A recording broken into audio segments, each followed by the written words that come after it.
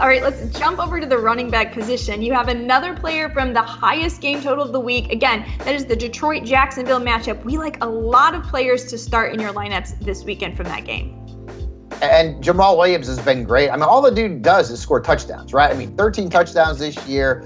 He continues to see the majority of the carries and touches in that backfield, even though DeAndre Swift seems to be healthy. I don't know what's going on there. But Williams is a guy that I'd play as an RB2 against the Jaguars. They've given up 11-plus fantasy points to 10 running backs, including 5 who scored more than 17. I also like David Montgomery, who is now getting the lion's share of the touches in Chicago's backfield because, of course, Khalil Herbert is on injured reserve.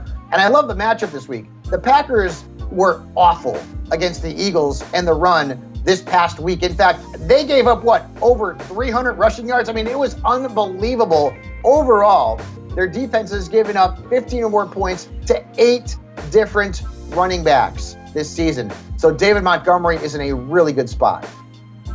Yeah, no Khalil Herbert there. It seems like a smash spot for David Montgomery for sure. Okay, you are sitting Alvin Kamara this week, and also a guy that we thought was going to really go off last week versus Houston. I mean, he did score some touchdowns, but it was a bit underwhelming for what our expectations were. So I'm not telling you to sit Alvin Kamara. I'm saying beware. Because, listen, I get it. If you've got Kamara, you got to play him, right? And this is almost like one of those reverse jinxes, Jen, where I'm hoping that if I tell everybody to sit him, that he wakes up. But Alvin Kamara has been bad. All right, in his last 4 games, 9.2 fantasy points per game. He's only averaging 13 touches a game. He's got the Buccaneers. They've given up the 3rd fewest points to running backs. Kamara's been a dud. I mean, he's had maybe 2 good games all year long. So if you're in DFS, don't touch him.